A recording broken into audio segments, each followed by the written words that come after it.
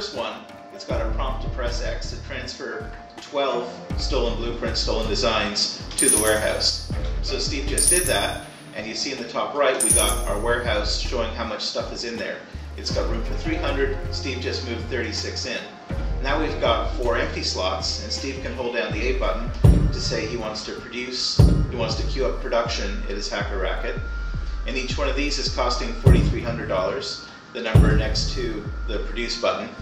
And you might think, what's 4,300 mean? It's Hong Kong dollars. So the money scale is a little different from what you might be used to in North America. Anyway, now that stuff's ticking back in. So that stuff's now ticking along. It takes time to produce. It's making this stuff. And as that stuff gets made, it'll eventually be sitting there in that ready to transfer state. And when it is, if someone raids you, they can then steal it. So that's why you want to move it to your warehouse to keep it safe. And that's kind of that. Right. So I guess that goes back to that question that we answered earlier as to what's really safe. Yeah, what's really safe and kind of what happens when you're offline. So if you didn't collect these while you're offline, then if someone raids you, they can steal that. Yep, they can take it from you. Yeah. And then maybe you have a reason to go attack them. Now one thing we actually noticed here, Steve, if you can go back, there was a guy with like a yellow thing over his head. Do you guys want to explain who that is and kind of what he does? So yeah, so this is one of our racket bosses. He's in charge. He's the one making sure that these guys are working, which is obviously means he's not doing a very good job. But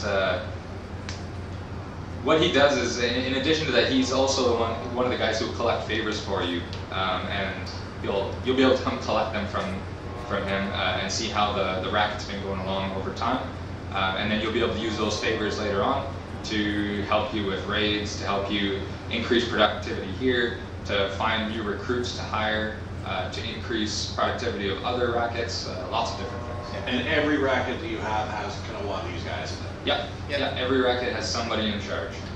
And to be clear, these guys give you favors because they work for you in your racket. You're not paying for that, that's the game, so don't freak out. Okay. So, next thing along, we're going to take a look at a sweatshop. So this is a racket that produces knockoff fashions with people flopping down and popping around. So it's, you know, they're making like designer jeans or handbags, stuff like that, to be sold at night markets around town. And to work, this thing needs the input, which is the stolen designs from the hacker racket. So if you just got cash, you could buy those designs on the black market, which we'll get to in a minute. Or you want to show? No, I'm just going to the shop. So you see here he's got 140 knockoff fashions ready to go to his warehouse, and he can tell it to produce a new stack, and it's going to cost 12 designs. So it warms a chain. And I'm not too far away from having a new shipment ready as well. Yeah. So the thing is that each step down the chain it gets higher value, which makes you a bigger target for someone else to attack. So what do we do with this stuff, right? Like, why am I trying to make knockoff clothing? Well, you can sell it for money. You can go to the black market and just turn it into cash instantly. We can build the next racket we're looking at, which is a night market racket. This is like a retail point for your stuff where we can just immediately sell off things. This is sort of like a distribution center as well when we go upstairs in this building, which supplies the big night market for all of North Point. So over time, this converts that stuff you're making into money. If you don't need it, but you might need it because you might have an export. And if you had an export, basically you need a certain amount of stuff, and it unlocks a special mission. And with that mission, you get to make a whole lot more money in phase. Awesome. So like you get a contact telling you, hey, we need to, I got a guy in Australia who wants, 50 fancy cars, can you supply him? When you get those 50 cars together, you can then choose to do that mission, and then you're maybe writing, are we allowed to talk about this today? Keep it as a turd. Yeah, I kind of got into it anyway. That's alright. That's, well, yeah, so like, You're excited to tell everybody. I know, we'll get there, don't worry. Explain why it all makes sense. You're not just making stuff for the sake of making stuff.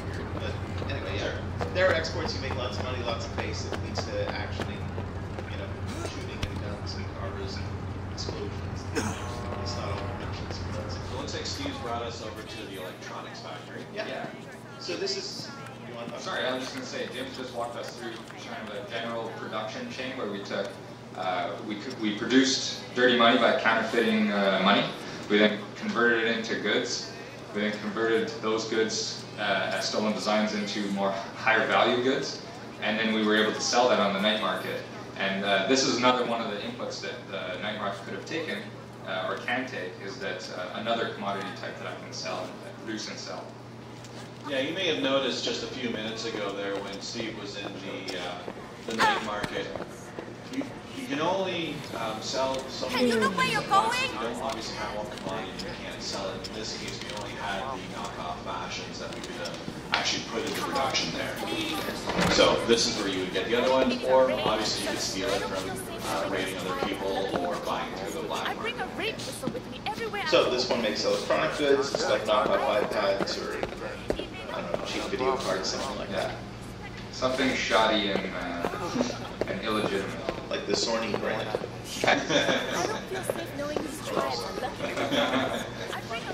Okay, so that's kind of a quick run through of the tree that we've built, and there are a lot of different customization options, like we said earlier on. There are all sorts of different brackets that you can build, and you don't have to go in order like we did here. We kind of wanted to show you the chronological order. But if you want to just do kind of one of everything from the tree, you can do that if you'd like. It's completely up to you how you wish to play the game. Do you want to show the black market too? Yeah, let's show the black market. Yeah, so if you don't want to make all this stuff and worry about this stuff, you can just buy it on the black market. Black market is it's a real market. It connects to all the other players. So, like for example, here are different commodities for sale. You see there's a buying price and a selling price, and those prices float with supply and demand. So if everyone in America suddenly decides they want to flood the market with hot cars, then that price is going to go way down because it's going to be well supplied. And if people want to start buying up all the cars, they'll drive the price up. And you can work goods in your warehouse, and you can work with your friends to move prices around. And it's going to create a lot of opportunities for people to do things we haven't thought of yet that are hopefully going to be a lot of fun for them. Steve, where are we going? I'm just fiddling around. Okay. I think I know this one. So one of the things I also kind of wanted to make sure that we cover on this stream, because really one of the more important aspects of the game, and we covered it before, is the export missions. Yes. I tried my best to emphasize on this one, but I don't think I did it adequately. Yes. So explain to us how important this is and kind of what's entailed. So we've just walked through our turf and kind of the production chain that we decided to build here, and the different options of being able to turn to create money. At the end of the day, money equals power, and that's what we're after. We're after power. And obviously, you know, we were able to either sell our goods through another one of our rackets that distributes it out. We were able to sell them on the black market, as James talked about. But the most profitable way of dealing with your goods is actually through export missions. I'm actually highlighted on one by chance actually here on the menu, which is telling me that I have an export mission available. So at different times, these export missions will actually pop up and become available for some period of time that have some, you know, a specific requirement of goods that they need. Let's say that they're going to be exporting those electronic, knockoff electronics that we were looking at earlier. My best bet would be to fill out that order entirely and then ship out that export to gain the most base and to gain the most money.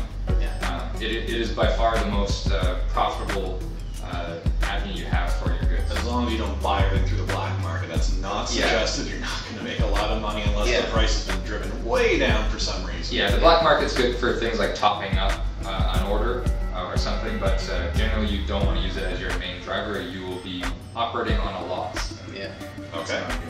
Fair enough. I mean, the export value is tied to the market value. Yes. Right? So if the market's really low, the export won't pay that much anyway. And then if you have to buy it up off the market, then you can pay more than it's worth the export. Like that. Yeah, what Steve said. Sorry, I'm just driving around. You basically might